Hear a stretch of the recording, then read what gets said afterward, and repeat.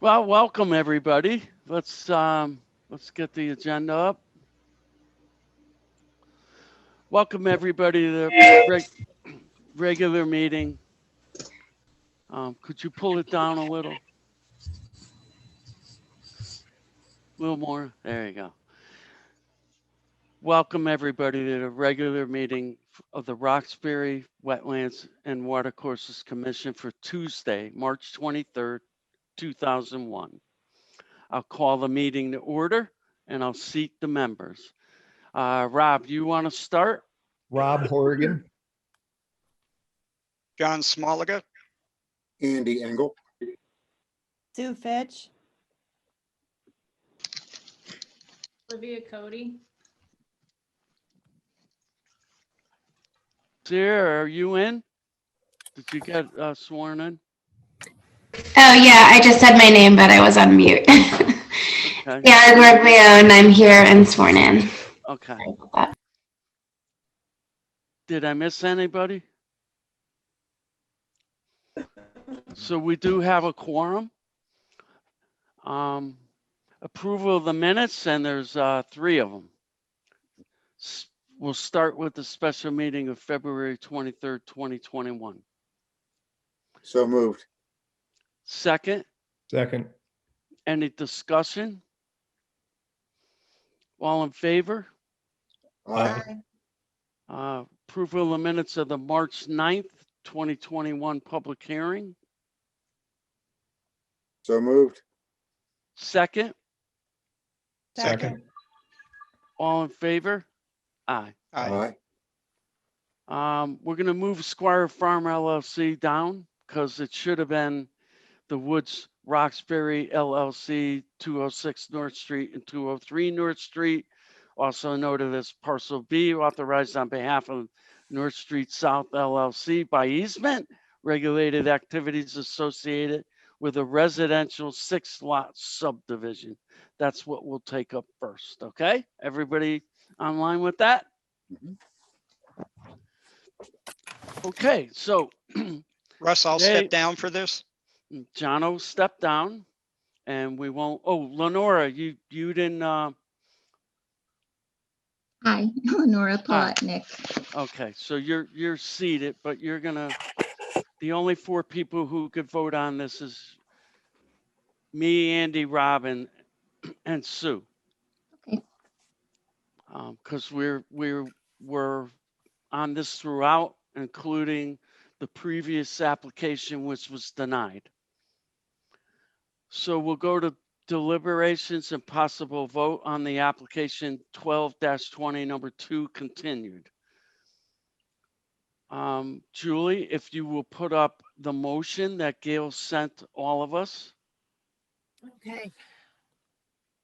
Give me a moment. I have a lot of folders for tonight, but I will get Take it. your time, Julie. Oh no, don't say that. I don't know why it Don't looks want so any- red. My Don't want house any looks like jinxes. my house looks like it's in a sunset. I'm gonna try to put on a light or two, but hold on. Stop that share.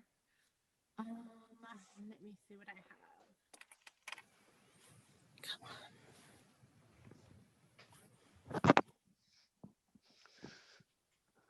Okay, so I will ask, did all the commissioners read the motion to approve?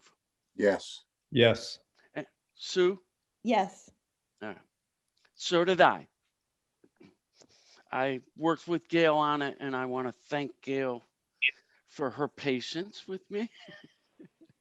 I think Gail is special, and I think the town of Roxbury is lucky to have her. Just want to say that. This wasn't easy. I'm not easy. I felt it was way too long, but she convinced me this is what we need to do. And I'm taking her advice on that. So I really didn't have a lot of input other than to make sure that things were correct for the record.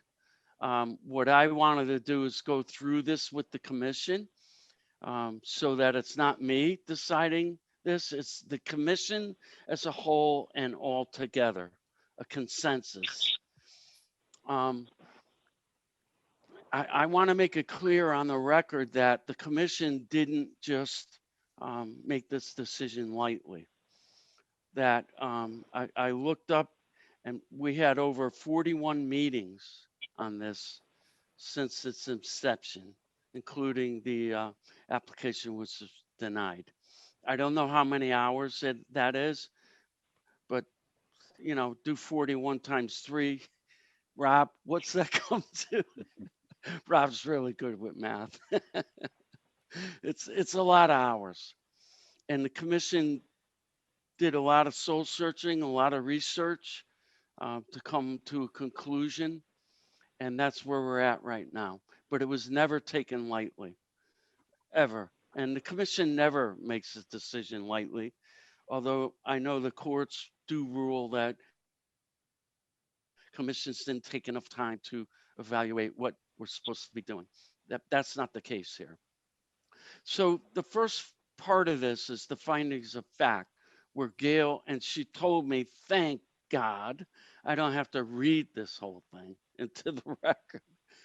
But the first part of this, if you read it, is it's basically a history of the findings of fact of how all this came about.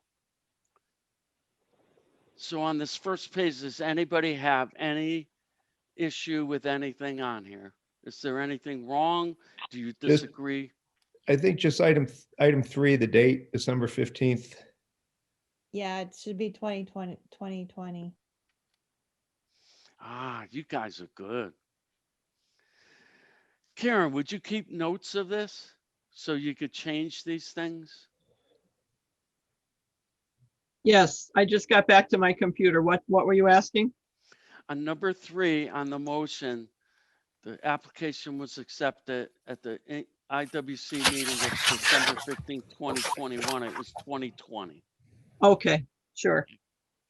So I know you have a Word doc from Gail if you want to follow along and make these Yes, that's a good changes. idea. I'll pull it Yeah. out. Why don't you pull it up? Yep. Make that change. Okay, next page, Julie.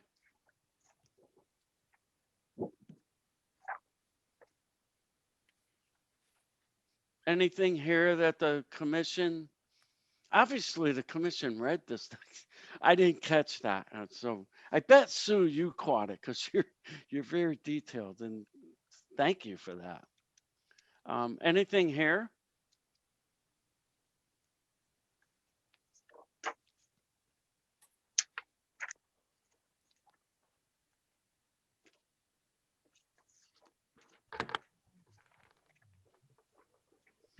Nothing there. Okay, next page.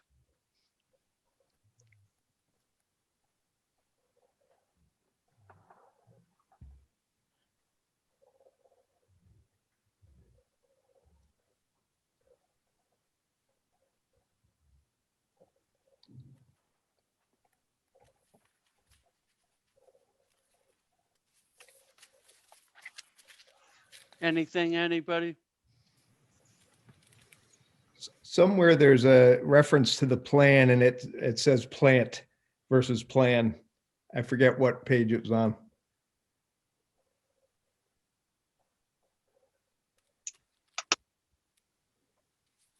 Okay, we'll go to the next page. Maybe we'll pick that up. If not,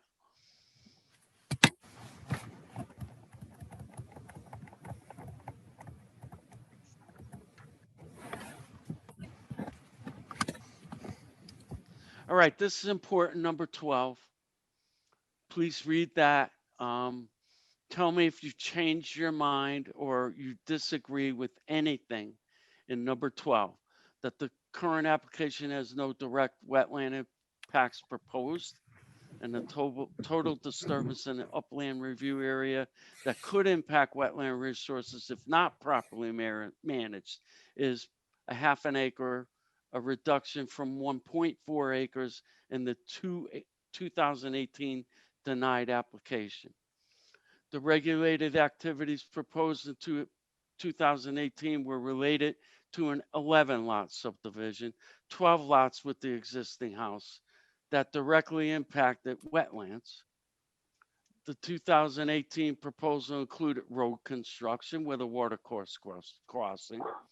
The current application shows dwelling construction areas on relatively level or less steep portions of the property to limit the extent of land disturbance and minimize potential for soil erosion or sediment migration downslope. The plant, there's your plant. Good catch, Rob. Karen, there's the plant. You got that one? Okay, I have that one. Yeah, that's plant. Works with natural terrain. The Inland Wetland Commission has reviewed and found accurate a detailed chart comparing the 2018 denied proposal with the current improved proposal as set out on page 3 or 4 of the WKA letter dated July 10th, 2020. Anybody have any issues with the facts that are outlined in number 12? Mr. Chairman, Yes.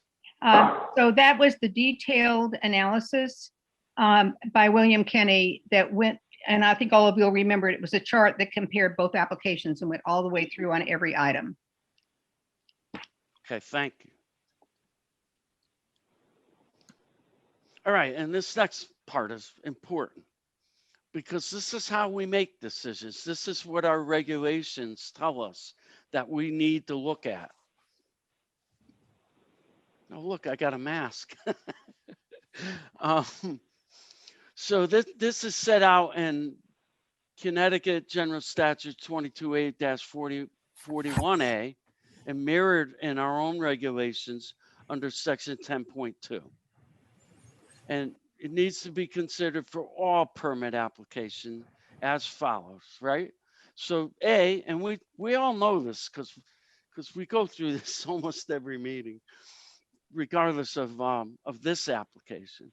The environmental impact of the proposed regulated activity on wetlands or watercourses. Our finding is the proposed development avoids direct impacts. No activities are proposed within inland wetlands and watercourses and proposes relatively small areas of disturbance, a total of 0.51 acres within the regulated review area, RURA, and most of this area drains away from wetlands and watercourses towards the non-regulated upland areas.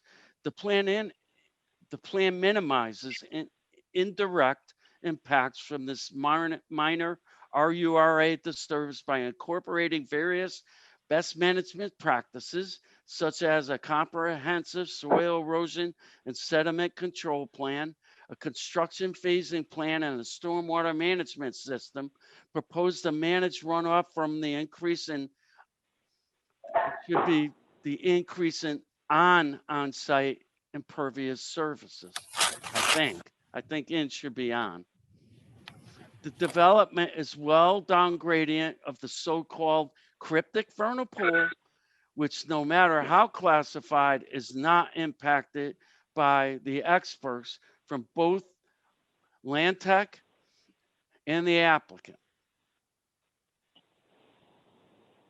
You can read the rest yourself.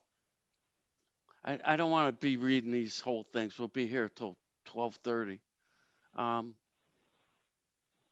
Everybody's read this correctly? Correct? Yes. Anybody have Yes. any issue with any statement in A? No, No. So we're still in a consensus that this will not have an impact. So B, feasible and prudent alternative with less or no impacts on wetlands is an important finding. Yes. I believe, Gail, you told me there's 3. There's one that we need to meet per the regulations, one that we need to meet per the public hearing, which requires us not to approve any application if we find that a feasible and prudent alternative exists. I forget when number 3 was, Gail. Number 3 is when there is an intervener and there's a finding that there's an unreasonable impact on the wetlands and watercourse resources, the natural resources. If you were to make that finding, then you would not be able to approve the application if there's a feasible and prudent alternative. Does any commissioner make that finding that Gail just explained? And I might add that these are 3 separate requirements with statutory requirements for each. So under B, this is the one which is sort of the general one that says that there can't be an alternative, and this is in any application, that has less or no impact. If there were, then you would approve that instead of this. The statutory requirement for when there's a public hearing held because of a significant impact, which your commission found was potential at the beginning. That's the second finding, and that's in a separate paragraph because the requirement's a little different.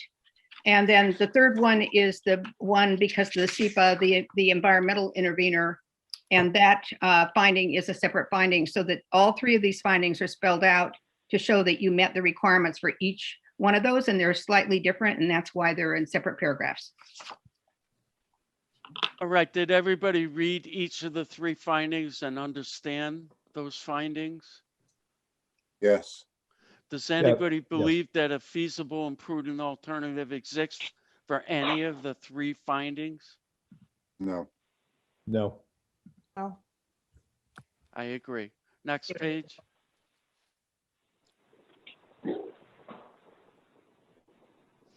The relationship between the short-term and long-term impacts of the proposed regulated activity on wetlands or watercourses, and the maintenance and enhancement of long-term productivity of such wetlands and watercourses. Gail explained in this motion that there will be temporary disturbance. Obviously, trees are going to be cut down, vegetation is going to be cleared. But there are protective measures by a plan that has been designed over many, many months, and a lot of input by the interveners, a separate consultant hired by us, and the commission itself. So approximately 97.7% of the RURA will not be disturbed during construction activity. For the long-term, permanent site improvements within the RURA will include portions of the proposed drives, drainage basins for lot 1, 2, 3, and 4. Approximately 97.7% naturalized forest will remain undisturbed after construction activity and will be preserved as naturalized forest following construction. That for me says a lot. It does. I wanted to see this land preserved because I'm a conservationist, but I'm glad to see that number in there. So we find the Inland Wetland Commission finds credible that the applicant's expert, WKA, conclusion confirmed by Land Tech that the potential effects of the impervious coverage on water quality will be effectively reduced through the use of engineering stormwater management and measures proposed. Those measures are provided even though the percentage of impervious coverage is well within the acceptable threshold. That acceptable threshold is, it's not on here, but I know it's 10%. We're looking at 2.4%. Anybody have any issues with that? Russ, not with that, but I think there was a typo at the top of page 6. If we could scroll back up.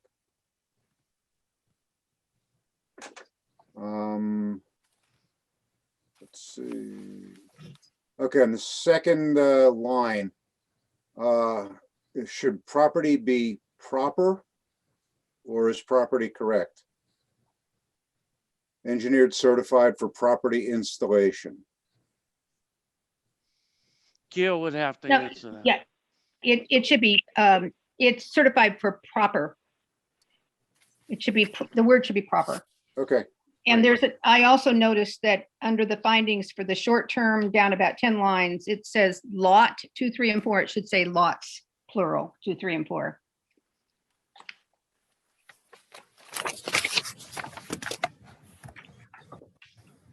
Okay. I have to say this is an awesome commission. This right now, for the record, shows the commission is truly reading this, catching minor typos. This is awesome. This is what we're supposed to be doing. And I can't be thankful to God for serving with a better bunch of people. I really feel that way. So thank you, Andy, on that one. So we go down. I think we're on E, right?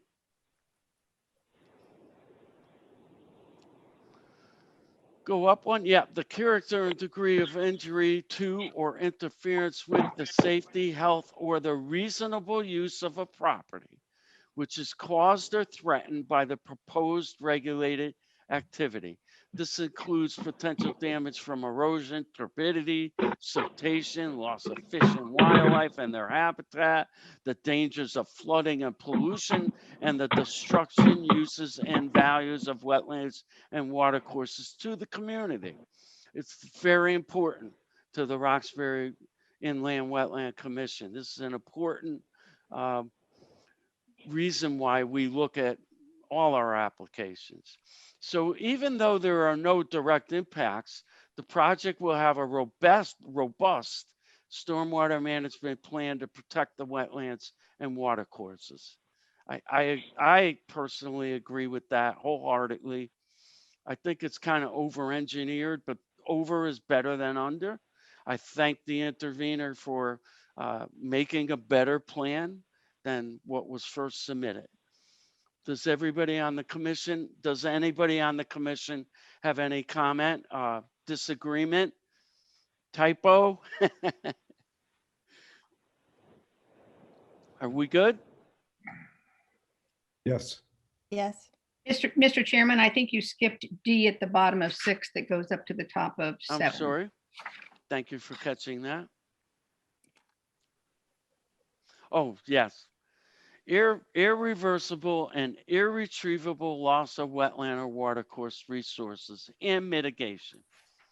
Now, this one is, if there is a loss of wetlands or watercourses, we're supposed to request mitigation. So no activities are proposed within inland wetlands and watercourses. And as such, somebody on a phone number, yeah, thank you. Could you mute your phone, 1386? Could you mute your phone? It's a phone, 1386 852-9061. Would you mute your phone, please? Or Julie, you should mute everybody but us anyway. I just muted the number. Thank you. So we have no activity within inland wetlands or watercourses. The development plan proposes relatively small areas of disturbance within the RURA. Just to remind everybody, RURA is the upland review area, a total of a half an acre or 0.51 if you want to be specific. And most of those areas drain away from wetlands and watercourses. Does everybody agree with what Gail wrote for this decision on D? yes, Yes. Yes. Next, going to F. Impacts of the proposed regulated activity on wetlands and watercourses outside the area for which the activity is proposed and future activities associated with or reasonably related to the proposed regulated activity. This has to do with the wetlands on the west side of Route 199, because even though on-site wetlands may not be impacted, we need to look at all wetlands, which is, I'm glad this is in the regulation. So based on the technical advice of Land Tech and the expert report and testimony of William Kenny of WKA, the Inland Wetland Commission finds that all improvements are proposed proposed outside of the wetlands, and as such, no direct impacts will occur on or off site. The potential indirect impacts are protected by the stormwater management system and SCE controls.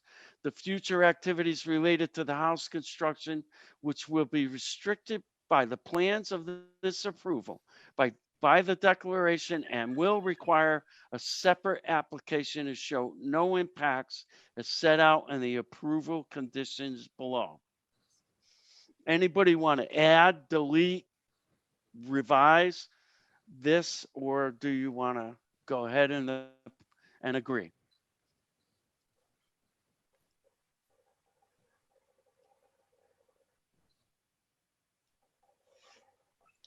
I think we're all okay. Okay, All right with it.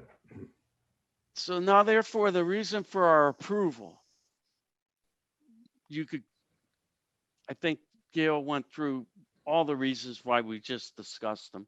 You could go to the next page, Julie. And since we've all testified on the record that we've all read this, keep going. oh, wait a minute, Russ, I think there's a typo in this one too. In number 2, the 1, 2, 3, 4, 5th line down, it says only 0.051 acres. I think that should be 0.51 acres. Very good. Karen, you getting all this? And number 4, I believe that the date's not correct. It should be July 6, 2020. Okay. Karen, Yes, Russ, I'm getting them. you getting all this? Yes, I am. I don't want to go too fast on you and miss something. So, Um, so you got that on number 2, it's 0.51 acres. And on number 4, it should be July 6, 2020. Got it. Okay. Thank you. Okay. So up to number 5, everybody's okay?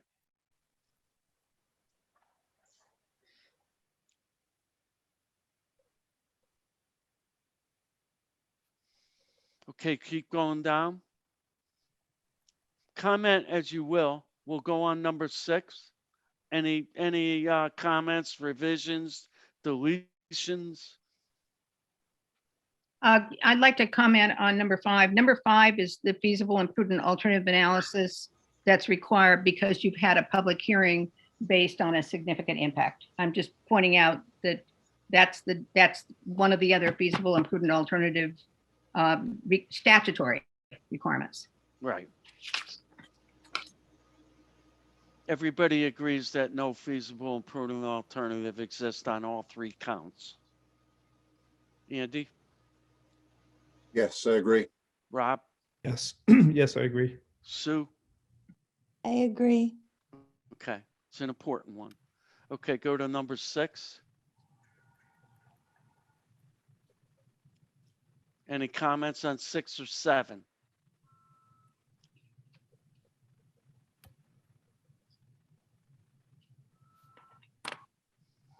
Okay, go down. And as you read this, you got to understand how amazing Gail is.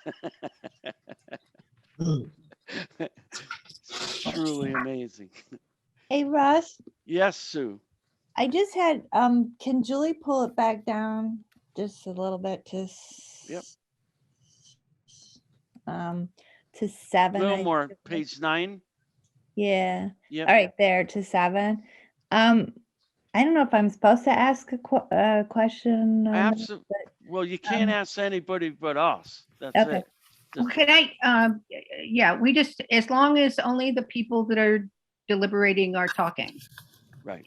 Nobody else could be talking but us and Gail. And we could ask questions to each other, but nobody else. But you could ask questions to Gail. No, I guess I just was, I don't know why, but it struck me that nearest dwelling restricted to 450 feet away. But then I guess I was kind of looking, that's a moot point because we said for each individual house development, site development, that they were going to have to come forward in front of us. So The, I just was like kind of lost on that. That's all. okay, I actually, Russ, you may want to respond, but the plan and the applicant's proposal to this commission was that it would be 50 feet away from that development. In the prior plan, it was 150 feet. So they increased the distance that there could be a building construction as that far away from the either cryptic or actual vernal pool or swamp where that vernal pool is.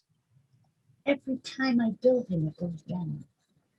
Okay, thank you, Gail. I just, I guess I get a little concerned because I'm like, it's the area that we were very concerned about in the original application and the fact that it's way back, you know, on the property. So that's why, but I said, in the big picture, if they go, once they go to develop that piece of property, when and if they do, that they still have to come back to us. So They still have to come back, but they may be coming back to show, you know, they're going to be showing plans and you're going to want to make sure that any drainage or anything that happens with those plans don't affect these plans, other than just the distance.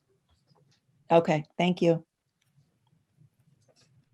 But I think if I could say one more thing, the important part about number 7 was that there was a discussion about whether there would be a conservation easement. Council for the applicant put a proposed conservation easement in. We discussed that the conservation easement that is the sample conservation easement that's on the subdivision regulations. The Planning Commission has the authority to require, and that our wetlands regulations regulate this area whether or not there's a conservation easement on it. So that's what right. what was important, because unless you want to change that in this approval, there's no requirement for that conservation easement that was proposed. You good, Sue?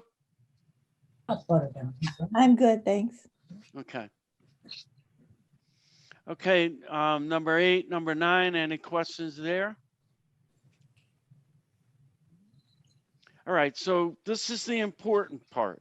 I was going to write up the conditions myself, and then I felt I don't want to do that without the commission's input.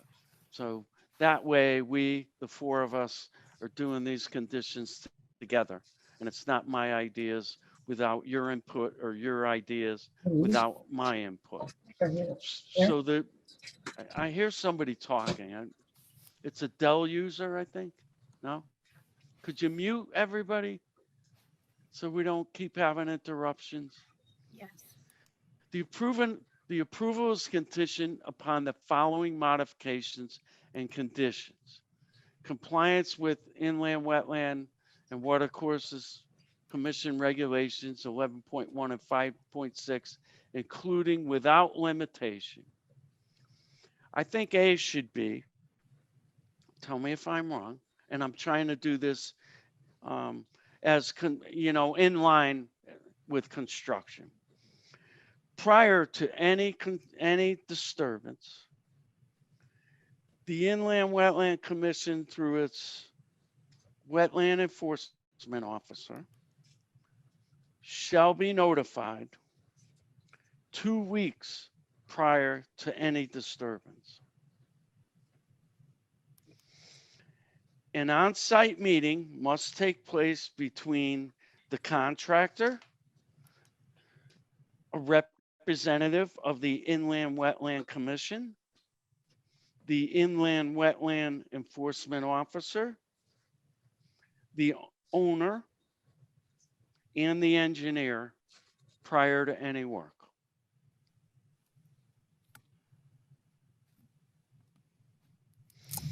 After the meeting,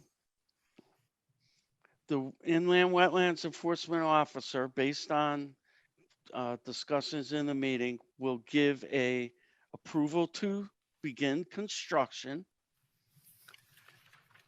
and the applicant must provide a construction start date. I'm going slow for Karen and Julie's sake. Once construction commences, the construction must be complete it within 6 months. Cannot be done during any heavy rainstorm exceeding over 1/2 inch of rain.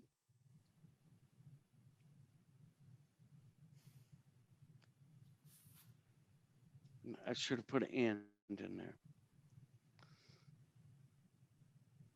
Does everybody on the commission agree with this condition? The intent of the condition is so that we're properly noticed, that there's a meeting beforehand, so we're all on page, and that when you start this stuff, you can't leave it for a few years.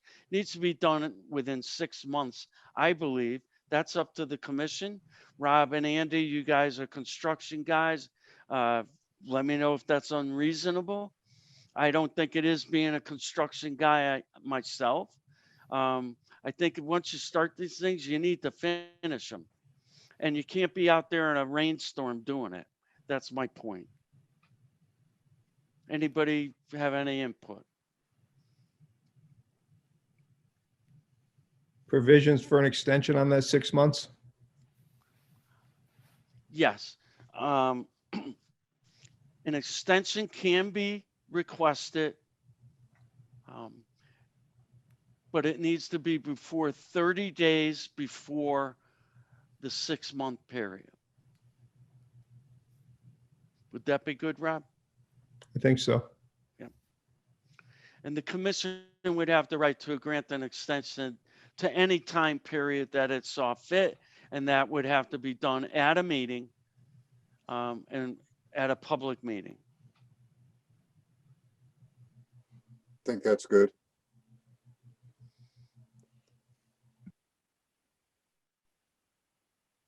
So what happens if they don't ask for an extension and they go past the 6 months? It's a violation.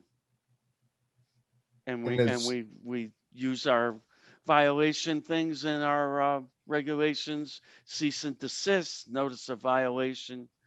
Many people in the public ask, who's going to watch this? You know, is the state involved? No, the state's not involved. This is our permit. State granted us the authority to do this. Who's going to watch it? John Cody's going to watch it. John's our inland wetland enforcement officer. He's going to keep a close eye on it, and I'm sure all of us will. I know I will. I'll be out there. I'll make sure things are done the way they are. So I'm not worried about who's going to watch it.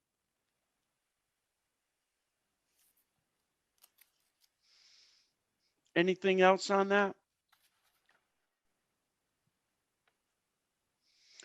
So in accordance with the regulation, this permit is valid for 5 years. Subdivision applications get 5 years.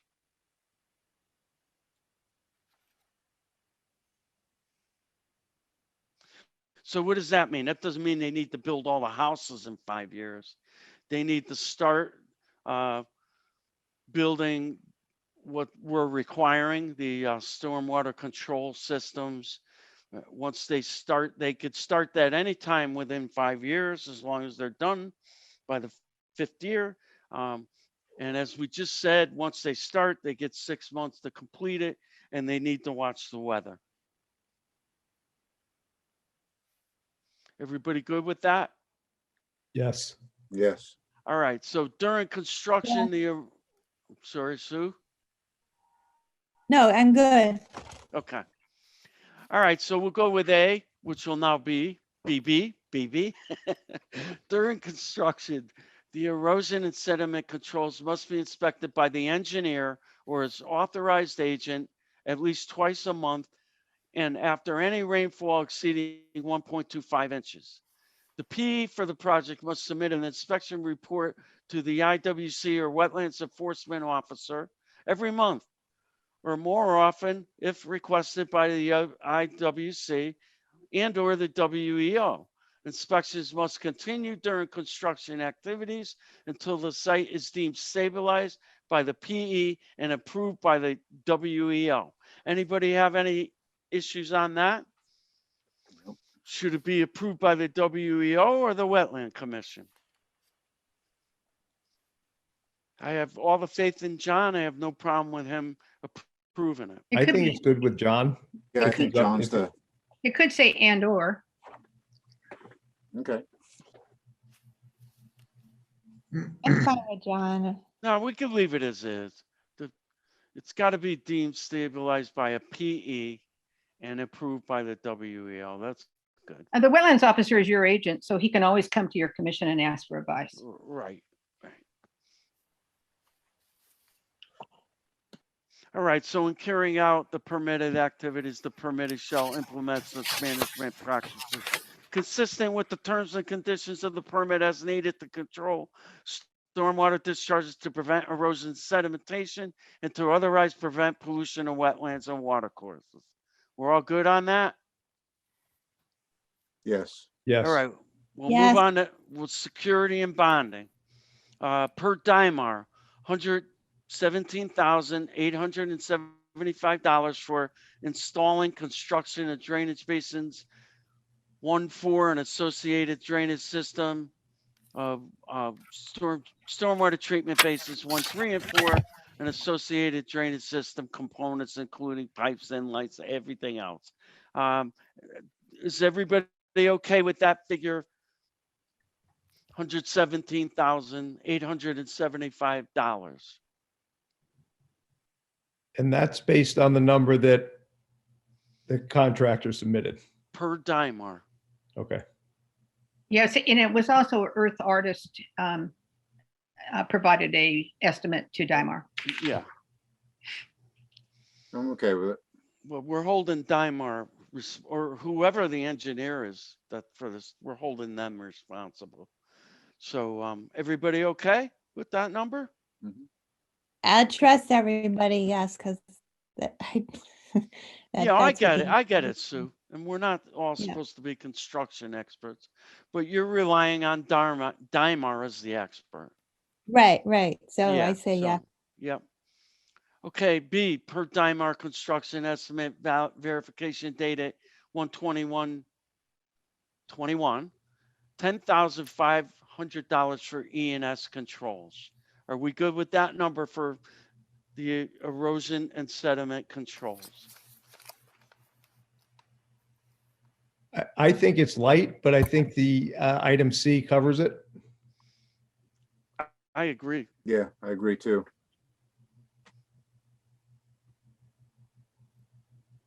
You okay, Sue? Yes, it sounds good. Okay. Okay, number 3. Everybody okay with number 3? Number 4. Rob, I think you said the amount contributed by buyer at each lot shall be $4,000. Is that correct? I think you gave that number and I trust you. It should be $4,000 per lot for the future maintenance of these systems. That would be lot 2, 3, and 4. I don't remember giving that number. I was talking about erosion control per lot. Okay, so what does the commission think per lot? The document requires 8,000 up front. And then when each lot is sold, we're looking for that number. In the document as it was proposed, it was 2,000 with each lot sale. And there was a comment at the last meeting that maybe that number is too low and it maybe should be 4,000 per lot sale, but it's your call. Right. It's your call. I vote for 4. I think it's better to be higher. I'm more comfortable with the 4. I agree. Andy? Absolutely agree. Anybody think that's too high or unfair? No. Now, going forward, how does that work? If that fund is expended, how is it renewed? It's evergreen. So if it gets below the threshold, which is 4,000, Mhm. it has to be, everybody's got to put money back in to bring it up so that it's 8,000. Is there any And way it to has have a an provi- escalation Uh, clause in this? Yeah, it does. Okay. Yeah, it does. All right. It has a, All right. it has a, So it's what I call evergreen. It gets replenished. So And 20 years from now, when $4,000 is what you spend on a cup of coffee at Starbucks, we'll have, and you a donut. Well, this is this is like the contracts we do with insurance. We never know what the cost is going to be 10 or 20 years from now, but it's got to be it can be increased to an amount that's necessary to cover the activities, which are inspections, repairs, and maintenance. Okay, thank you. So these final recordable documents need to go to Gail for review and approval prior to recording. So there is a second measure of insurance. So next, That's it. you're kidding me. No. Gail, you cut it down from 14 to 11. You are a magician. Well, one of the things I do need to say to everybody is I was trying to make sure that we had the final set of plans. And there's a provision in here at, if I can find it. Hopefully it's still in here. That basically says that they're going to provide, I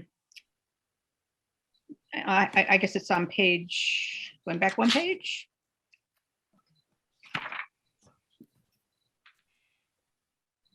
Take a look at the top. It's number 8 on the conditions. I think you've done this before, but I wasn't sure, but I wanted to make sure that you get a bound set that has all of the updated plans. There were several sheets that were revised, and I think your a hard set with a seal on it needs to be provided with a bound set of all the final plans in there, and you should get a copy on a CD because what we all know, that all the town attorneys in the state have been getting onto Zoom sessions and talking about how we're going to deal with records, and the records, everything that's on a website isn't going to be forever there. And so we need to make sure that we have a good actually paper trail and electronic record. So that should be a condition. Yeah, so I made it, it's actually a requirement. Good, I but see it it. probably Number 8. Yeah, number 8. Yeah. Okay. Yeah, and maybe you want to move it down to condition. It's certainly a requirement. Right. Karen, would you put it on does the commission agree it should also be a condition? I agree. I agree. I think that's a great point. And Yes, I agree. number 9 does the same thing. Well, hold on, Gail. Andy? I said I agree. Okay, thank you. Go ahead, Gail. I'm This- sorry. Number 9 has a provision, also says an electronic copy and CD of the documents. Those other documents are some of the important sequence of construction documents. And so that we have a good record. I'm not sure it's so important that it's conditioned, but I'm just pointing out that It's important. We'll put in it. We're doing it. yeah, but the first part of number 9 just makes clear that the approval incorporates those sequences of construction. Those are very important to this, to make this work. Right. Are there any other conditions that the commission thinks needs to be on here? I Oh, Russ, can't can think I of just- any. Can I ask, so 8 and 9 will now become conditions? They'll be moved down the page under They conditions? won't be moved. They'll be copied and pasted. That's what I mean. Yeah, And will they go at the end, I'm assuming? sure. Okay. Are there any other conditions that the commission sees fit at this time? I think, I find with these kinds of applications, it's important to have an upfront meeting so that we're well aware in advance as to what happens, to limit how long they could let this drag out, because this is important. They don't drag it out. They get the 5 years to do it. Anything else? Can I revisit one thing with the $4,000? Can Julie just bring the page back down to that. So which way am I going? The other way, Jill. Thank you. So I just wanted to make sure I understood, because Andy brought up the point about like how, inflation, things like that. But I think that that some would probably be covered too, because of the fact that they have to make sure that they consistently have money in that account. Is that correct, Gail? Yes. So it has to be replenished. And the provision, and I actually attached, I think that agreement to your, to what was sent out to you, but I'm not sure that I have it here. But the agreement requires that if it becomes insufficient to cover the cost, that they must increase the what we call the fund to cover that increased cost. So kind of I mean, as far as inflation or things like that, in essence, are kind of mute because it's covered in the other statement, correct? That's true. And if any of you have ever been involved in an agreement, like a lease agreement that has a CPI index, so sometimes our CPI is down to zip, but what we're really trying to do here is make sure that you can pay for inspections, pay for repairs, make sure you get these things done. And they could go up by inflation, and they could go down, and they could go up over time. So it's never perfection for this kind of thing, but there's a clause in there that requires them to up the amount, and no one knows what that number is. Okay, Sue? Yes, thank you. Okay. Any other conditions we should add? I think we're good here. If I'm, that's my own feeling. I think the everything's commission- covered. Yeah, I think the commission really worked hard on this to make a right decision. I think Gail did an awesome job at laying it all out and making it all on a 12-page sheet that cites the record. And I'd like to say something on the record also, and that is that what's in here reflects the comments that all you made at deliberations at the last hearing. You were, I didn't just make all this up. It truly, I think, does reflect the deliberations of this group.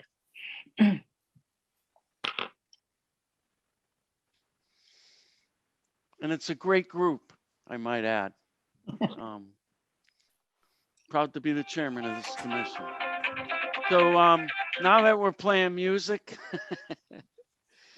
I think the next thing to do is ask for a motion to approve.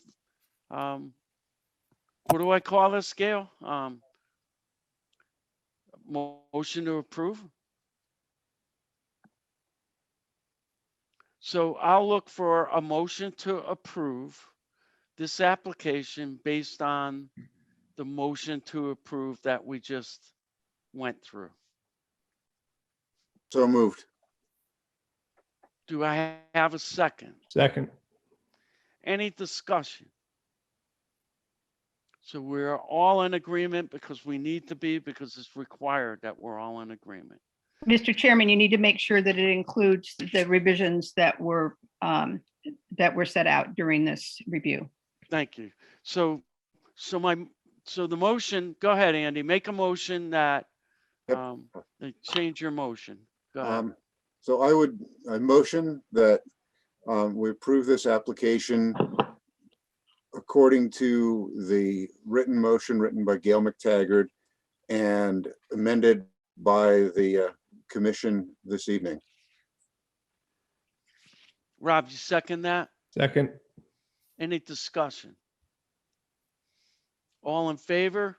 Aye. Aye. Aye. Opposed?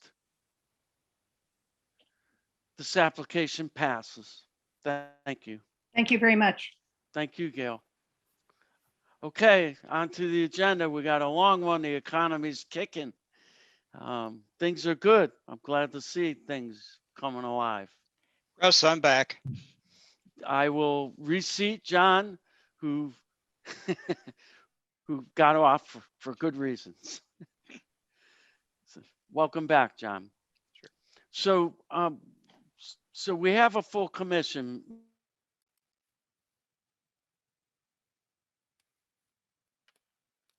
And Era and Olivia are our alternates.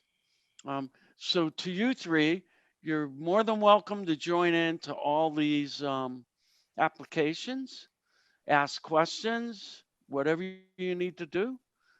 Just when somebody who's a voting member makes a motion, that's when you can no longer ask a question or contribute.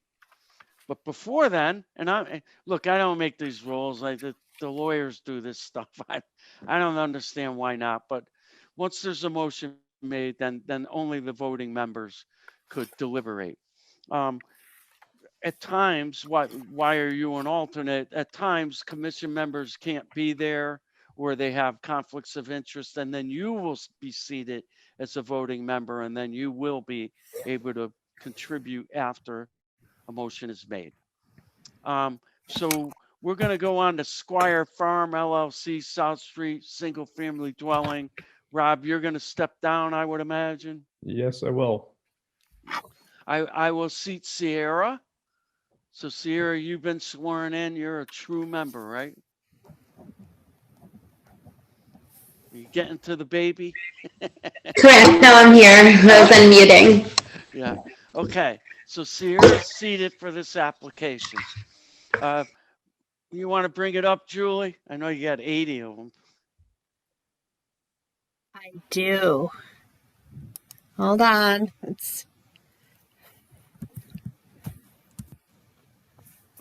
How's that looking? It's looking good. That's the wrong one. That's not the revised plan. Well, it's good. Let's look at this one. Take a look, and then let's look at the revised one. I don't have a copy of the revised one. This is the one that was up at the last meeting that we shared. He submitted a revised one, right? Yeah, Karen? Karen sent that out.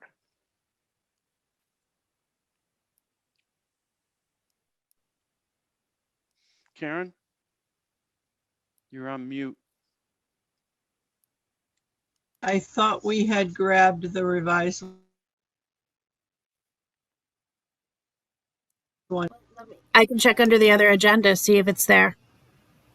Let's go through it real quick. No, it'd be an email, because he emailed a revised drawing.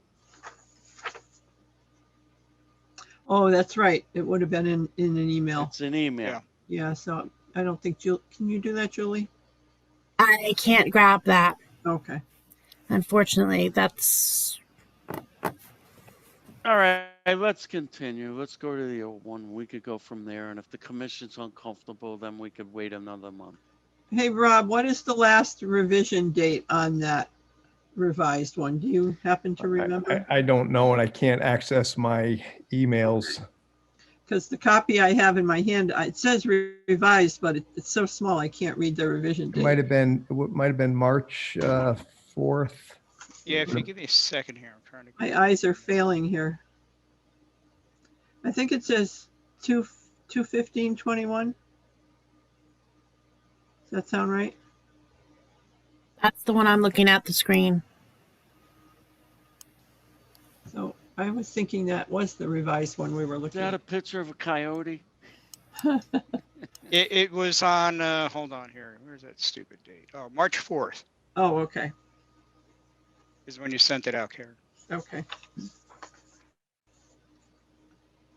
I have a note to myself that it was revised on 2/22/21. The old one. That would be the new one. Well, let's talk about it. Sierra and I went out there on a beautiful day with RJ. And Rob, the only revision is the house has been moved forward. It was proposed up against that cliff there, that ledge, and he's moved it forward to where there's a box. Julie, I don't know if I could share my screen, and I yeah. See the Actually, box?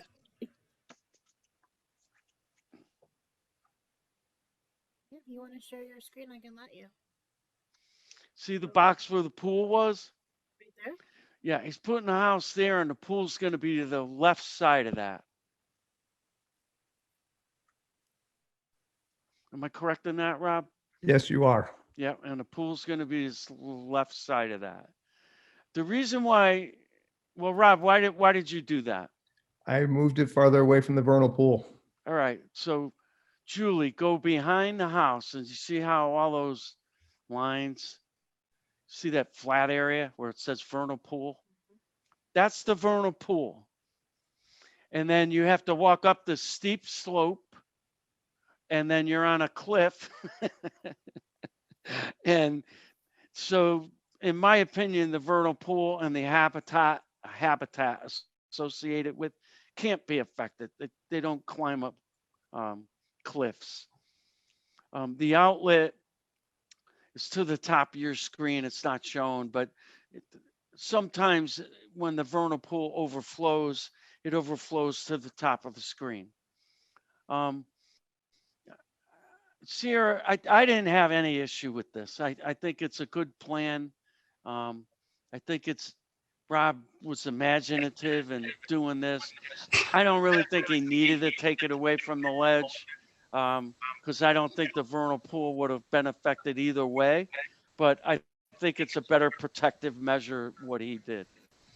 Sierra, what do you think? I think he took responsibility and it doesn't look like it would be affected. I agree. Thank you. Anybody else on the commission?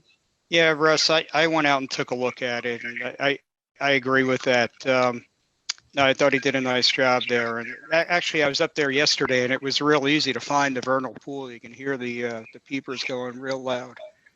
But Rob, I had one question for you, though. Sure.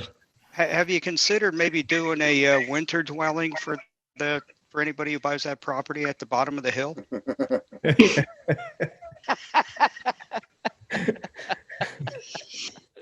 It is one Maybe. heck of a driveway. Should That be was fun. well constructed, I think. That was a beautiful lot, Rob, and I'm convinced that that vernal pool is well protected by the ridge between it and the house site. I don't see a problem. Thanks. I was actually impressed by the driveway. It doesn't seem like it's that much of an incline as you go up. I think it was done so well. I agree. Sue, do you have anything? I didn't get a chance to go. Well, I mean, based on what you're hearing, you don't need But to go based to on what vote. I'm hearing, it sounds like it doesn't seem to be an issue. All right, I'll look for a motion. Make a motion to approve. Second, Second, any discussion? All in favor? Aye. Aye. Thank I you. will now seat Rob for Sierra. Thank you, Sierra. We'll move to, let's see. Cease and desist Fran Hodges, 8 Chalabys Road, excavating within regulated area. Fran, were you able to get on, Fran? Karen, you emailed them, right? Yes, I did, Russ. Apparently the whole world could get on, but Fran.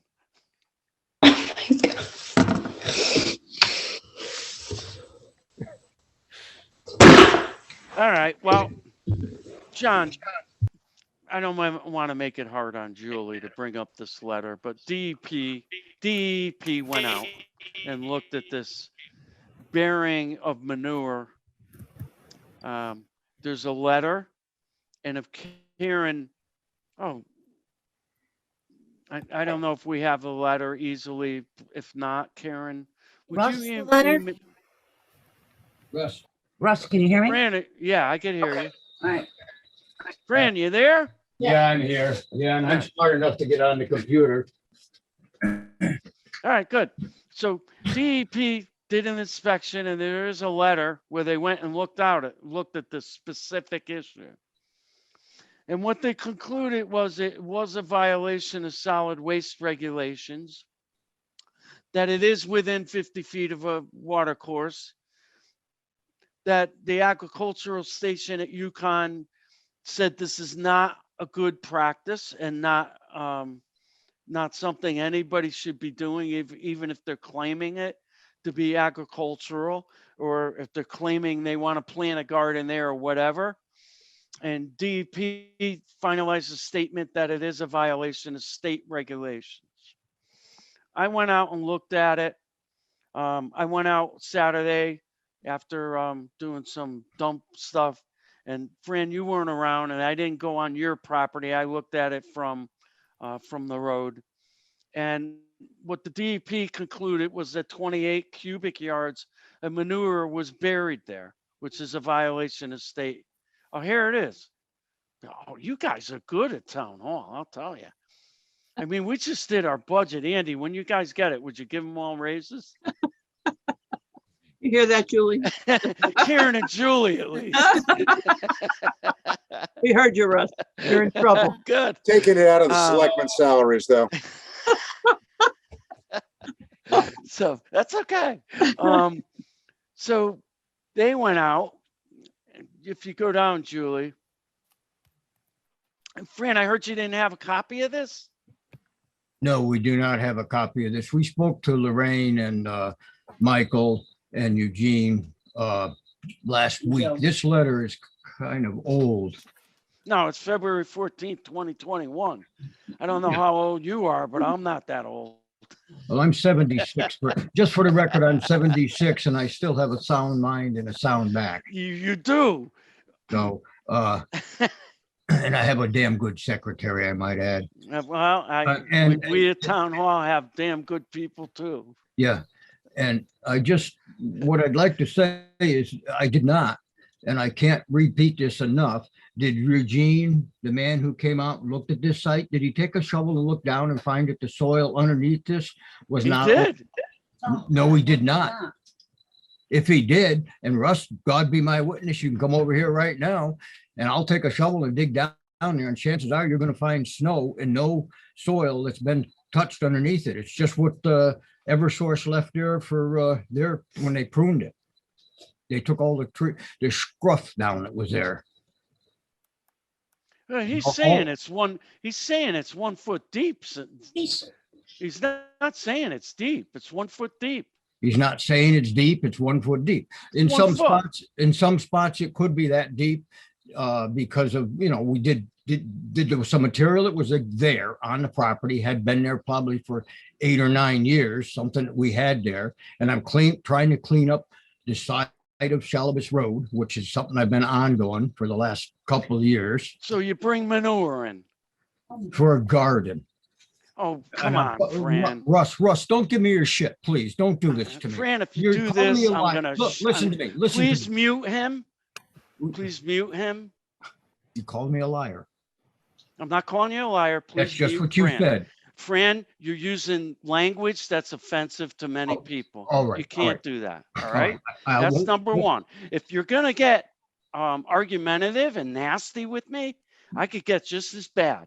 And I don't want to go there. Because if I go there, I'm going to court. Yeah. That's where I'm going next. Okay. I'm reading a DEEP thing. You violated state regulations.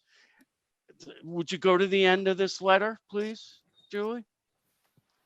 Yep, hold on. At the bottom. We'll contact you, Ken. It's probably taking some time. Yeah.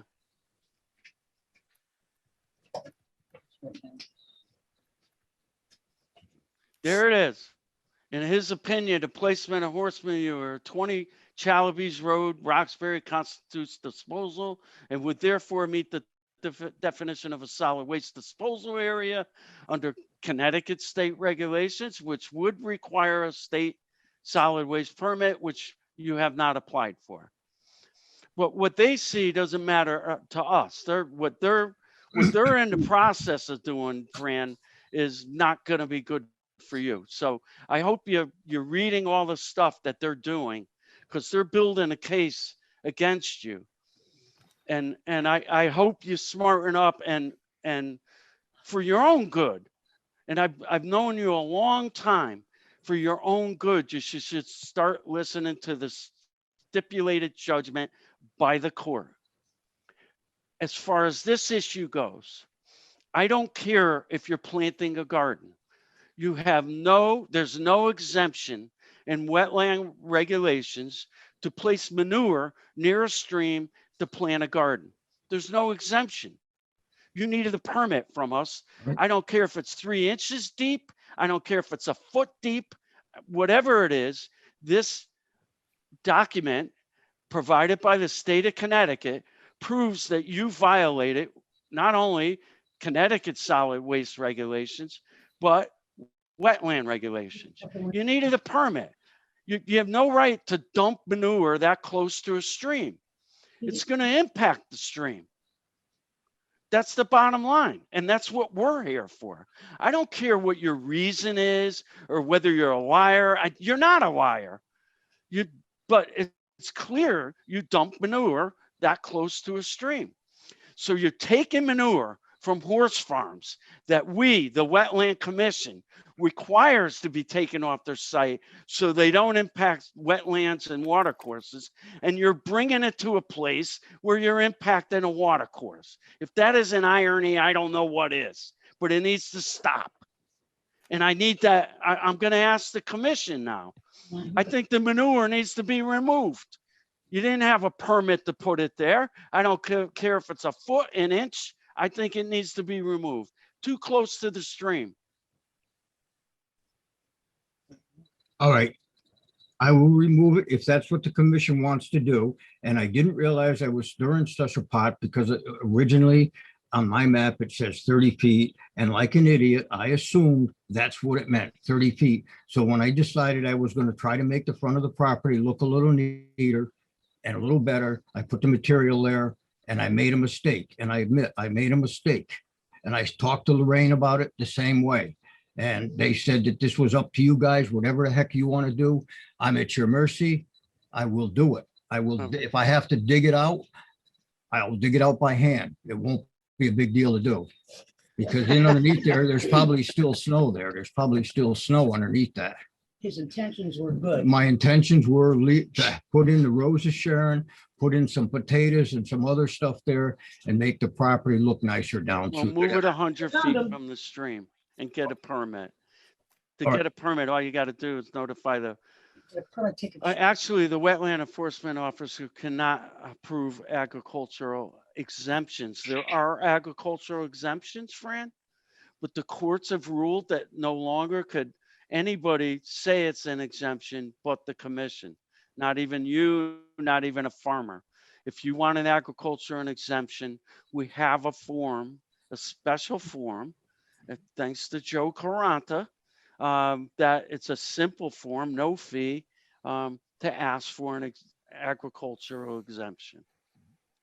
So I want to hear what the rest of the commission wants to do. I don't know. Should he remove it? Is that going to cause more damage than good? What do you guys? Removed by hand, and I think it should be hay baled between the disturbance and the stream. It's already hay baled. That's already done. Russ knows that. Yeah, it has been. Yeah. That was the very first thing I did when there was a concern.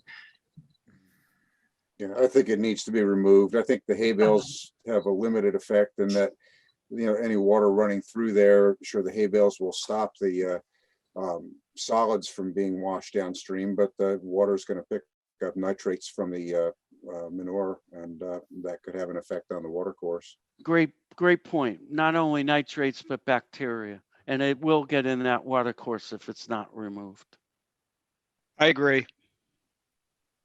Yeah, I think it definitely should be removed. Okay, so the commission's going to require removal by hand. Now, Second, go ahead, Fran. another question. Can I remove it back to 100 feet?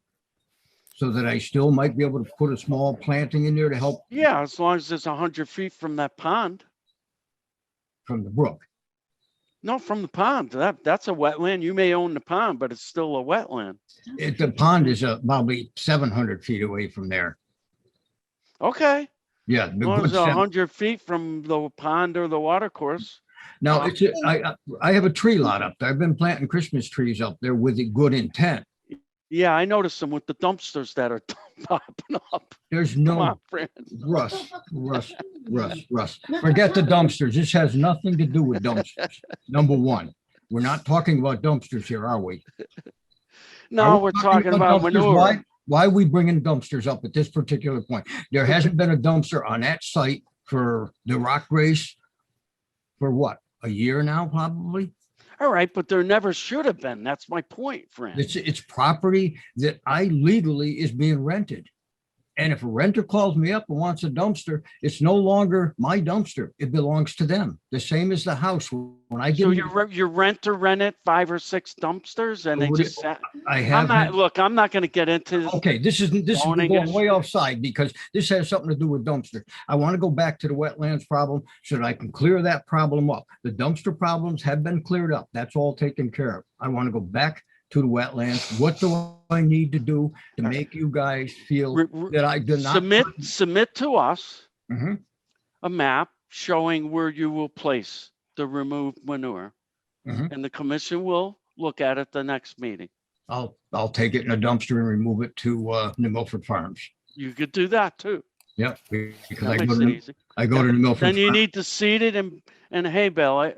I can't seed it. It's just when I finally clean up the manure, it's just going to be a bunch of sticks stuck up there from where I can seed it, but nothing's going to grow because it's just going to be a bunch of brushy material. Yeah, I know, Fran. I got it. Yeah, Seed it. I will seed it. I'll throw the seeds down there. All Yeah. right, thank you. Now, Okay, so to talk, what else, Fran? I think we're done now. for right now, but is there any point when I can plant trees there or anything to make it look better coming down the road so people aren't looking at my punch bowl?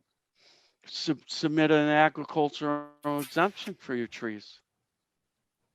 Show us where they're going to be planted, and that's good. Get a map. That way we know what's going on.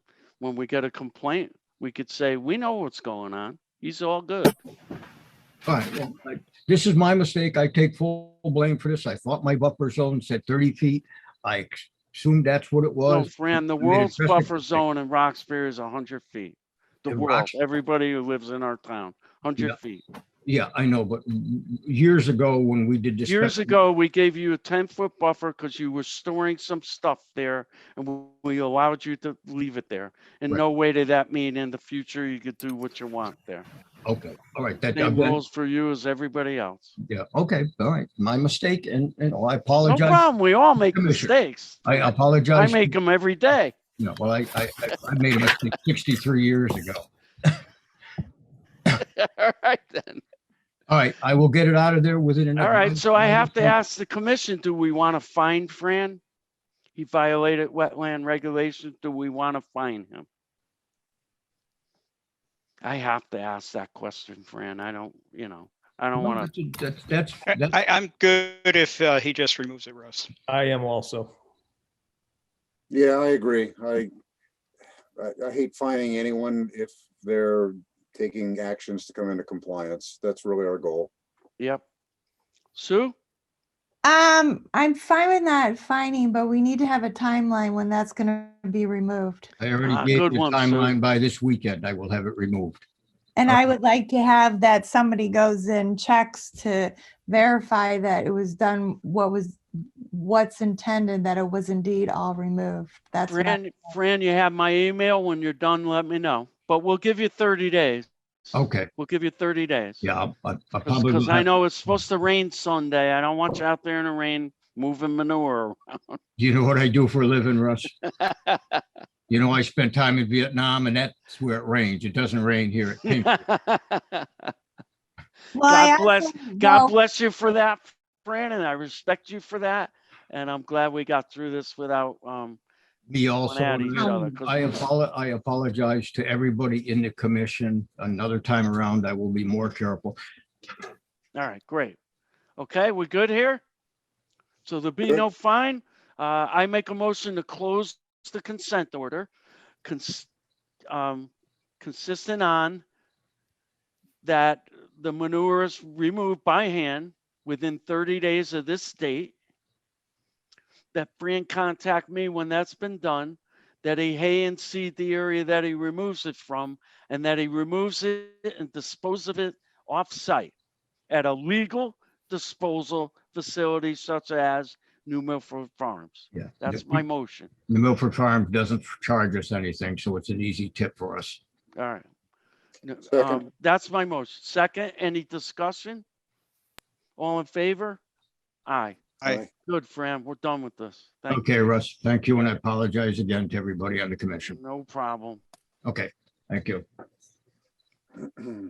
Okay, next. Probably Technical gonna get- difficulty. It closed instead of pausing. Let's see. Hold That's on. okay. Take your time, Julie.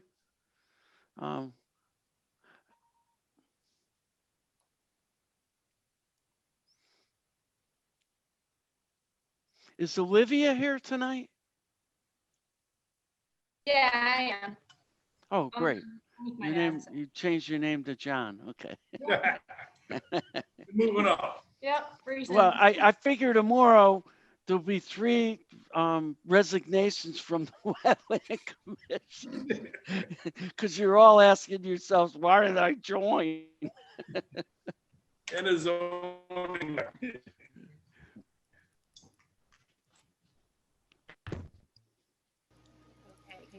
All right. So We're going to move on to Judge Howe's property, 35 Judge Road, single family dwelling. Who's here for that? Good evening, for the record, Paul Smansky. Oh boy, you? Yep, me. Okay.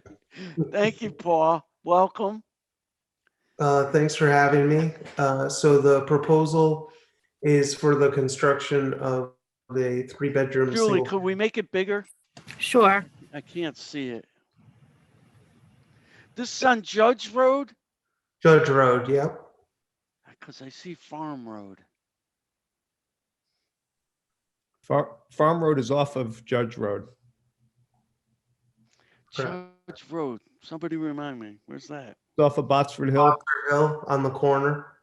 Oh, yeah, yeah. Oh, okay. Yep. Crab trees live at the entrance, or used to live at the entrance. Up where you used to live, Paul. Yeah, oh yeah, the old stomping grounds. Yeah. Okay. So this is a proposed house. Yep, proposed single-family home for the current owner. Residential driveway. Basically, there's some leak-offs for the driveway. It follows more or less a old wood road that already exists. And then we have a septic system, which is within the upland review area. It's about 50 feet laterally to the wetland system, wetland flag 1 and 2. But the contours actually direct any disturbed area running parallel to the wetlands. So it doesn't go towards the wetlands. So if you're looking at it from a contour perspective, it's probably about 200 feet from the wetland system. And there's an existing stone wall which will remain, which acts as a physical barrier to the activity. So I'll be happy to stake it out, and then if you guys want to walk it. All right, good. Yep. Who wants to walk it? Are there? All I'll right. walk it. Take a look. Who, Yeah, Andy? I'll go too. John and Andy will walk it, Paul. So just stake it out. Do we need to contact the homeowner at all? Could they just go up there? They can just go up there. Just give me a heads up before you guys go. Okay, Okay. I'll call both you guys once it's staked out. All right. sounds Hey. good. Hey, Paul, I have just one question. Wasn't this interior lot subdivision? This was a lot line revision. There were 2 existing lots on this property. Okay. The only reason I ask is because I think all these lots were originally 10 acres plus. No? No, there was an existing lot here that was definitely smaller than 10 acres. Mhm. Hey, Andy and John, would you take a good look at where the drainage might go onto the road? It's a big problem lately with some of approvals. This is downhill of the road, so we won't have to worry about that. Yeah, but I want them to really pay attention to that. Yeah. Yeah. Thanks, guys. Thanks, Paul. Are you on later, Paul? Yeah, I am. I'm just going to mute Need myself. to be and- added on? yeah, and then I'll turn the Okay. video off so you don't have to see me. We love seeing you, no problem. Okay, next. Rumbling Bridge LLC, 160 Baker Road Veterinary Animal Clinic Facility. This is our vet down there. Looks like they're expanding. Is there somebody here for that? Yes, good evening. For the record, it's Crystal Tucholowski of T2 Studio, and here with me is also CCA, Steve Sullivan, and Nicholas Yuschek. So yes, it is basically an expansion for the Roxbury Animal Clinic. They're currently located right next door at 156 Baker Road. Okay, hold on one second. Yep. And this is Zoom, I apologize. Julie, could you bring it in a little? No, that way. Yes. Well, if not, that's all right. I just wanted to. We're 36%. Better? There you go. Yeah. All right. So for everybody, because we all know, we probably all bring our dog, goats, horses.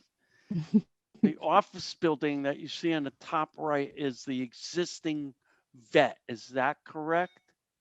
Correct. Is that correct, Crystal? Yes, that's correct. So that will remain part of the site, or is it Yes, going to be? it will remain its own parcel, but it will it will be part of the Roxbury Animal Clinic owned property.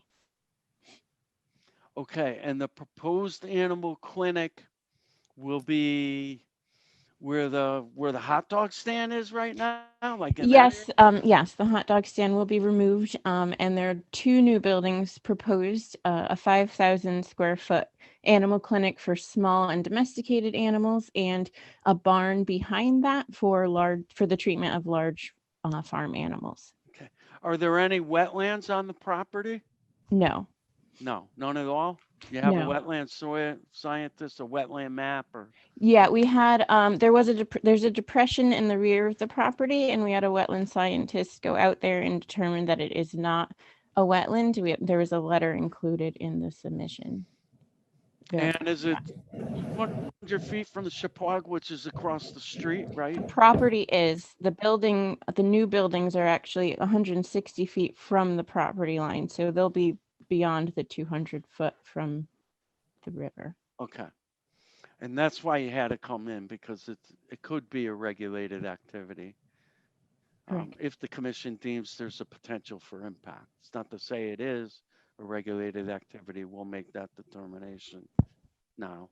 Anybody have any comment? Looks pretty straightforward to me.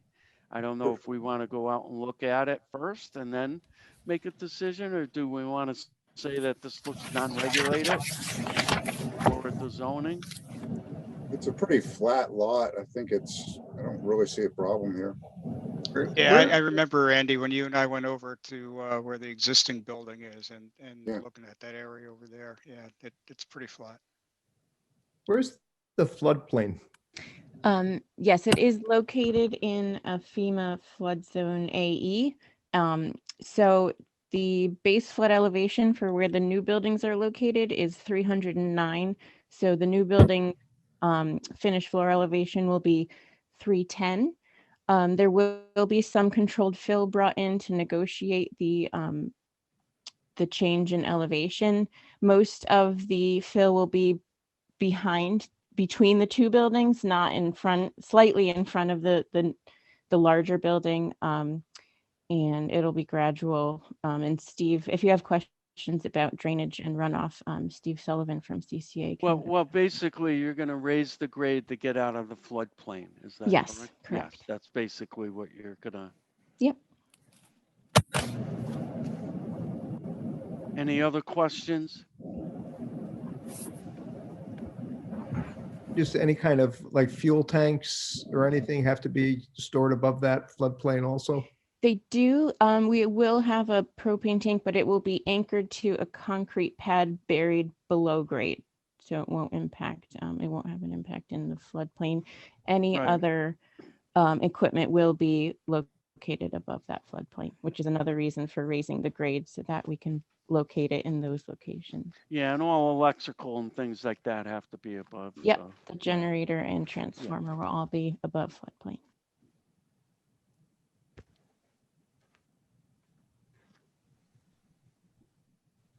Any other questions? How do you want to proceed? Want to go look at it, or are we good? We good to go? I'm good. I'm fine to go. I'm good to go. I'm sorry, just one other question about the storm runoff. There's quite a bit of impervious surface here. And how is that treated? Good evening, Steve Sullivan from CCA Engineers. So we have two stormwater management areas. In front of the building on the parking lot, we have a Coltech recharger system, and it's a full retention system. The soils out here are excellent for recharging capability, and so that front parking area in the building will enter that retention system, and there's no runoff. It's fully recharged into the native soils. In the rear, there's an existing basin already, and again, those soils back there, the whole property has very good soils. So the runoff to the rear of the building will be directed into that existing basin area for full recharge as well. So the water quality volume, again, it's going to be recharged into the native soils. I'm good. Good. All right, I'll look for a motion. Move we approve this as a non-regulated activity. I'll second. Any discussion? All in favor? Aye. Aye. Aye. Thank you very much, Crystal and team. Thank Very you. good Thank you. presentation. Yep. Thank you very much. Take care.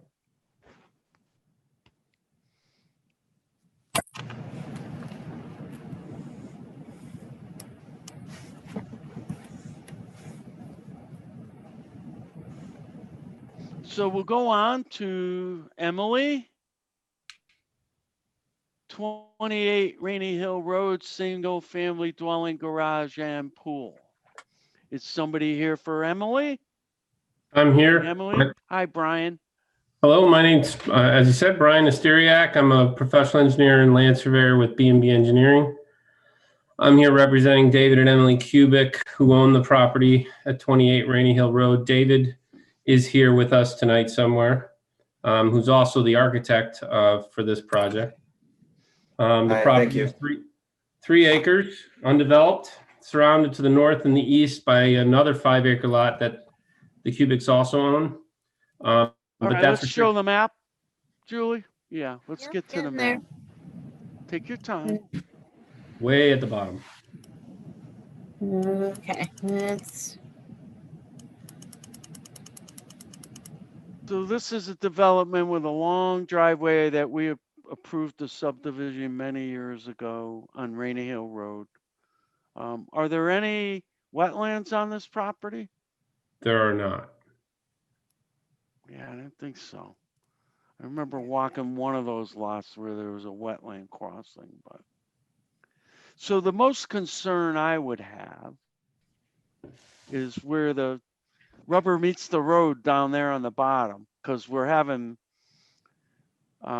complaints on Rainy Hill Road, whether they're founded or unfounded, by neighbors of drainage on the road. So would you explain to me how the drainage, right now I'm concerned about the driveway, how the net increase in stormwater runoff is not going to increase when it hits the road, and how that will be handled? Sure. So the majority of the driveway is going to be gravel. And then we pitched it all to the west. And it was very important to the cubics to make sure that the majority of the forested areas remain. So we did push everything to the east. And on that plan, if you look closely, you can see the actual existing tree line, and we're going to maintain that as best we can. So everything's going to be pitched towards the forested areas. We did install or propose a drainage system at the property line to collect and treat and detain any water on the lower end of that driveway before it gets to Rainy Hill. So down, yeah, exactly where you're pointing there. There is a catch basin, and the driveway will be pitched to collect that area and put it into an underground detention system there. All right, on the road, is there any drainage on the road? Like not that we found, no. Yeah, nothing, yeah. Um, So what does that end up going into? Is there a swale there, or? What? The stormwater, eventually it's gonna go onto the road, isn't it? Well, we designed it for a 10-year storm, which is Yeah, that around happens every year. Yeah, That's the understood. problem. Understood. And then it's gonna go on the road, and I as a selectman, because I do that job too, I'm gonna get calls and get yelled at. And there's no swale or any kind of stormwater feature on the road. There's nothing there. Everything just is pitched right down to the road. And there's no device that we could actually discharge to. So that's why we decided to put in some sort of drainage system down there. Well, I could tell you the system's going to be bigger than a 10-year because our regulations require a 50. Which probably in itself is too small, but we can't be discharging into the road where there is no drainage. The system can be upgraded to a 50. I mean, we have the room. We were just trying to minimize the amount of impact to the mature forested areas. But yeah, but by doing that, you're going to maximize impact to the road and all the neighbors downstream. There's only a small portion. The majority of the driveway is going to be pitched into the vegetated area. So I wouldn't say that a lot of this driveway is getting down into the road without going through the forested areas first. So that the impact is going to be negligible. And then on top of it all, remember, it's not planning on being paved. It's going to remain as gravel. The cubics wanted that. No, my porosity calculations are correct. There's not a lot of difference between paved and gravel. There's a difference, but not a ton. Agreed. Right. Were there any? I'd like to hear from Rob or Andy or Sue. Were there any test holes done where that infiltration system is? There were not. We based it off of the test holes that were done on the surrounding lots. Okay, but typically that land up in there has high groundwater. Yeah, there are areas of high groundwater. We did elevate the system out of the ground so that we were designing for the worst case. Okay, well, these things only work if they're out of the groundwater. Absolutely, I agree. I think we need to walk it. It may be non-regulated, it may not be. We need to, as you know, our jurisdiction is to the top of the watershed, not just 100 feet. Any potential to impact the wetland, and believe me, down on the bottom of Rainy Hill, there's wetland impact, and the town's trying to correct some issues, and we don't need more issues added to it. I hope you understand where I'm coming from. So I'd like to walk this. Rob, you want to take a walk someday? Sure. All right. Olivia, you want to come? Yeah, I'd be more than happy to. All right. We can't do 3, Russ. Yeah, you're right. We can only do 2. All right, me and you will do it, Rob, and then I'll meet Olivia someday and walk it with her. Is everything staked out?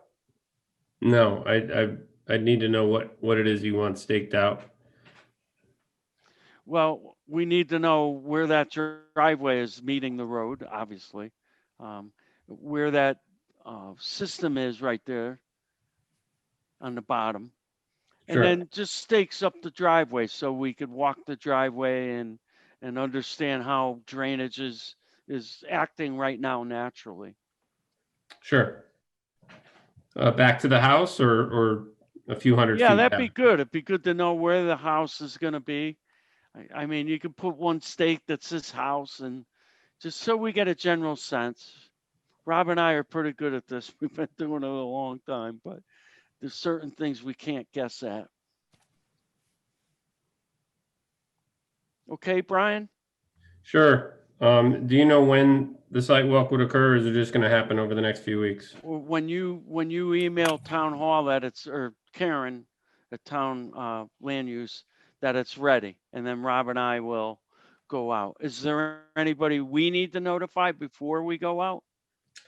I see David's on the call. If you want to chime No, in, feel free. no, you're welcome to do it. Thank you. Whenever you'd like. Yeah, usually we have to ask. You know, I don't want to be tromping on somebody's property without them saying okay. And it's best we do it alone. That way we could come back to the meeting and then discuss it. Okay? Sure. Anybody else couple- have any questions or concerns, or now's the time to ask? You know, we don't want them coming back next meeting and then asking them more questions. I'd like to get everything so they could address them at the next meeting and we can move on. Yeah, if there is some other guidance of a storm or stormwater or anything that you want to give me, then we could certainly work on it between now and the next meeting. Now, 50 years is what we strive for. Some people have been designing for 100, but that could be overkill. That's what we strive for. And to be honest with you, Brian, over the past 2 or 3 years, we've become more focused on driveway runoff because we've become involved with many problems from driveway runoff where we approved the driveway, believing the engineer that there would be no net increase in stormwater runoff. And then there's a huge problem. And it becomes a problem for the town in wetlands ultimately. And that's what we're trying to stop. And doing that, we're doing everybody a favor because we're involved, not the town, but neighbors are involved with lawsuits over stormwater stuff. And it's just, if it's done right when it's built and it's done where nobody has a problem, we're all better off.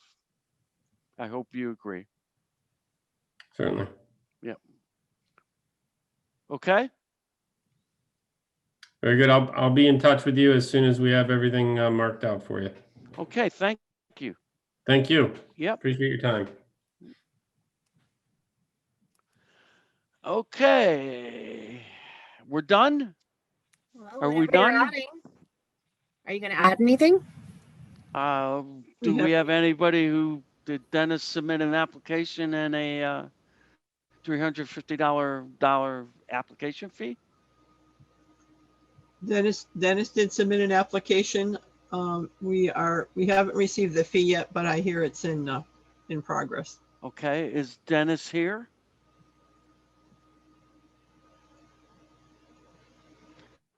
Dennis, you're not the 310 because you're muted if you are.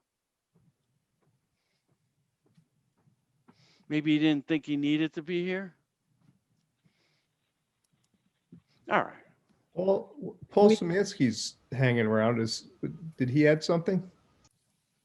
Yeah, Paul does, but okay, let's do Paul first. I'll make a motion to add Lot A, I believe it is, Julie. Lot A. Lot A, Minor, Minor Bridge Road. yeah, Lot A, Minor Bridge Road to the agenda. I'll look for a motion to add that to the agenda. So moved. Second, Second. all in favor? Aye. Aye. Aye. Go ahead, Paul. Paul has what may be a non-regulated activity on Minor Bridge Road, which is near that farmhouse that was redone by Rondina. There's a separate lot next to it. They Yep. want to build a barn with apartment in it. It's 450 feet from anything, but we as a commission did tell John that, you know, new houses really need to come to us so we could look at driveway drainage and roof drainage and make sure, even though it's far away from the river. So Paul asked if he could be put on, and I'm glad we put him on. So Paul, you're up again. Hey, thanks. So I'm going to share my screen, if that's okay. Yep. So, you guys see that? Yep. Yep. Okay. So X is the proposed activity, and I'll show that to you in a minute. Basically, in the bottom of the screen is Lake Winona, and the falls are to the right of the screen, which is the Chippewa basically going Yeah, into. you could see the bridge, right? Yep, exactly. Yeah. Now, So is that White House north? I mean, to the or left. to the left? Yeah. Oh, okay. So this is To the left before of the White House. Yep. Yep. Oh, I thought it was after. Okay, good. Okay. So we're about 1,000 feet to the lake on the down gradient side. There's a pond that we're approximately 720 feet from. And then there's a minor wetland system that we're about 720 feet from as well. As you can see on the screen, it's fully vegetated with a mixture of woods and shrub to all of those resource areas. The proposal is for the construction of a house and a garage. So basically, it's just going to have a driveway with two separate parking areas. They want to store their quads and a tractor and be able to basically kind of have a hangout area with a deck so they can look down and see the view. The driveway's more or less on grade. We have just a septic system to accommodate the structures. The runoff from the homes is going to a grass-lined swale that then goes underneath the driveway. And there's just this large, expansive field that's probably 500 by 500 where the water can fully infiltrate. So there's no potential for impact to the resource. We have silt fence on the down gradient side of all land disturbance activities. Any questions? Russ, I'm going to step down from this application. Sure, John. I'm going to put Sierra back on. That was Rob. I mean, Rob. Yeah. Rob will step down. Sierra, you're back on. Got it. Stepping down. Any questions from anybody? Looks pretty non-regulated to me. You sure we don't need a public hearing for this, Russ? We might for Paul. I'm good. I agree. I think it's non-regulated. Yeah, I don't see any big issue here at all.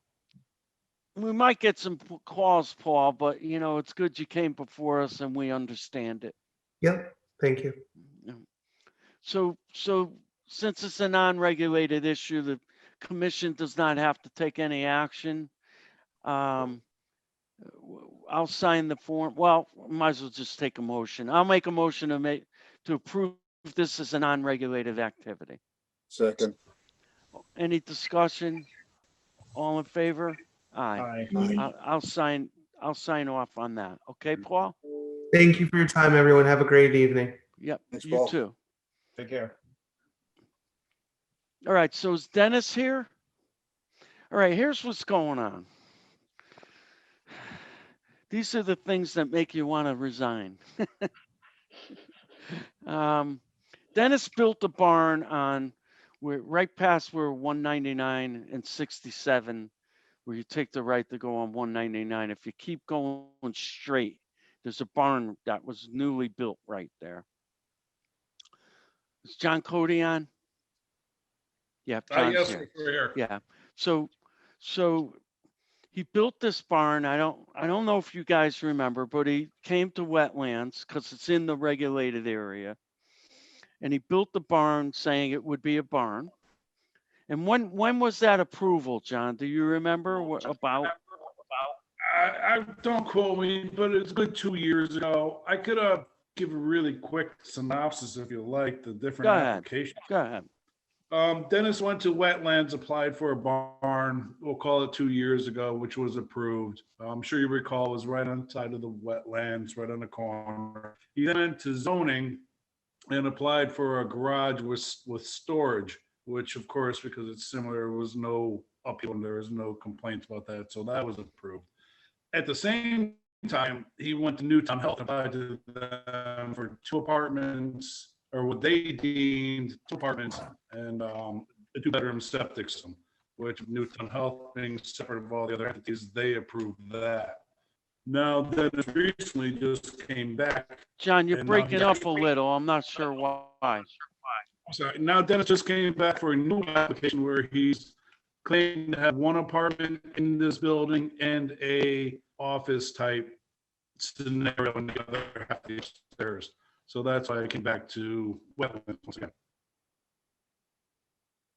Right. So he went to the health department and got approval for a septic system because the health department only requires a 50-foot setback. You may ask, why does the health department approve something before Wetlands approves something? Because ours is a 100-foot setback. The reason is because the health department has their own regulations and they can't hold up somebody's application because of wetland regulations. So there's separate permits, which I've tried to explain to Dennis, I think through 98 emails. If Dennis had to pay me for my time, I think I'm up to $8,000 now. Because he refuses to understand that. He got health department approval for the septic. According to Dennis, the septic has been installed, but the leach field has not. Correct, John? I'm sorry, Russ. I can only, according to this words, as far as he says that, I don't have any proof of whether that's true or not. So I told Dennis he needs to come to Wetlands to get that septic approved, whether it's in or not, because it's within the regulated setback, which he says it is not in a regulated area. Now, you all see the 50-foot setbacks there? How many regulated areas, 100-foot, is it in? The barn's in a regulated area. Are we talking the septic system in front, John, or to the side underneath the existing driveway? Yes, on the front corner there, on the corner of the lot, right near the 50-foot setback. from Right, that so the wetland. leach field is under the driveway. No, that's the reserve area, I believe. I see, that's his reserve. Yeah. Right. So what's the distance to the wetland from the other wetland that's on Mark Lowe's property, I wonder? That's not marked off. The one in front appears to be about 50 feet. The wetlands in front, if you look where the driveway comes in, and in the rear, that's a guesstimate, but maybe that's 80 or 100 at tops. So this map doesn't show, we approved another barn connecting this. Doesn't even show it. No, this is actually, I'm glad you asked that, Rob. This is the application that he submitted to Newtown Health. Everything, Right, but it doesn't show everything he's required. He got approval for it. everything that's being submitted. Dennis has other submissions that he put in there, but he neglected this one that showed the wetlands in front. This was the Newtown Health septic plan. That was approved. So what's the commission want to do here? Just approve it? I mean, I approved the barn as a barn. I didn't know it was going to be a 2-bedroom apartment. Is that even allowed under current zoning, John?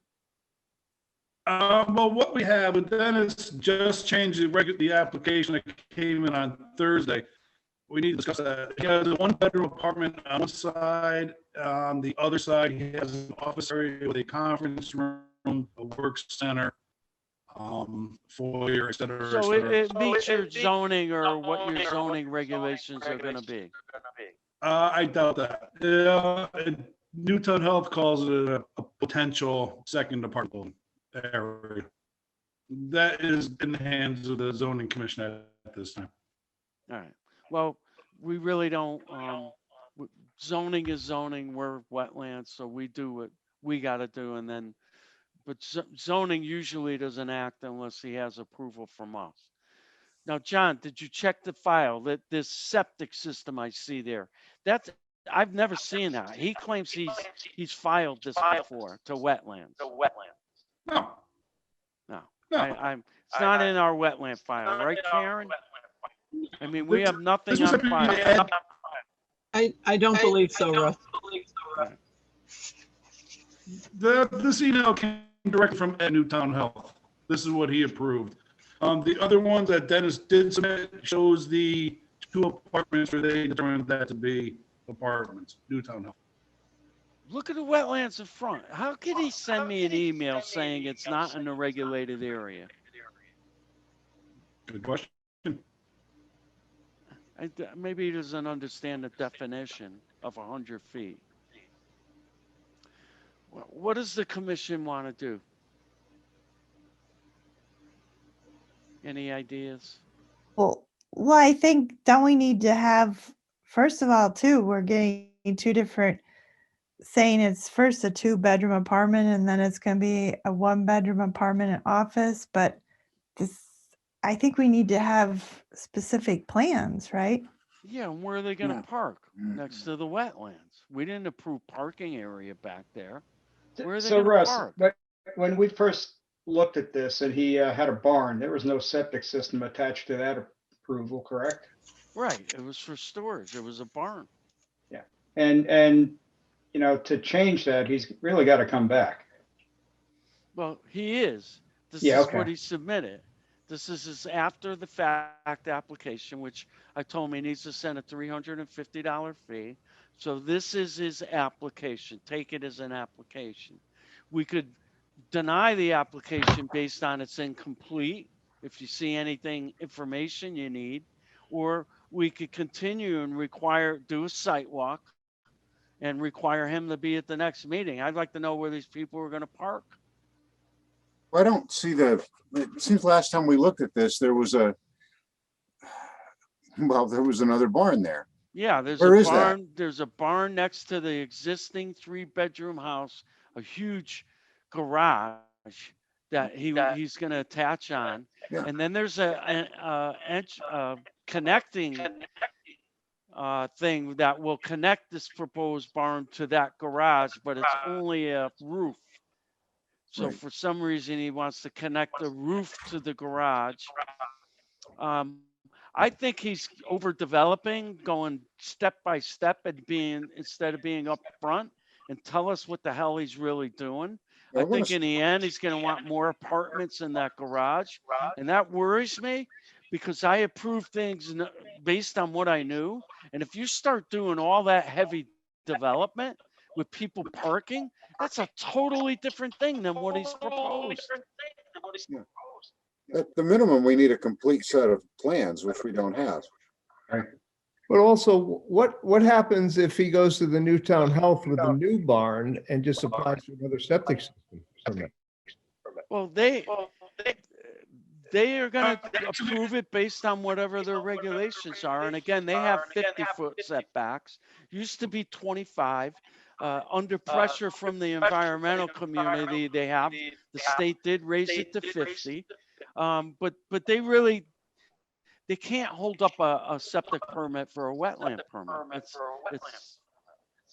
It's a different entity. I can jump in on that. Our zoning regulations can hold things up because there's going to be a habitable building with septic that needs to be approved before zoning can even discuss that.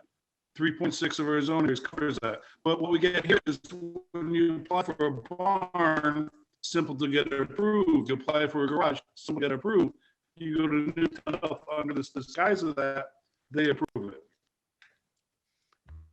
All right, it's getting late, and this guy takes way too much of my life up, and I'm not going to I allow don't, it anymore. my opinion is there's not enough information. I'm making Agreed. a motion to deny this application on lack of information.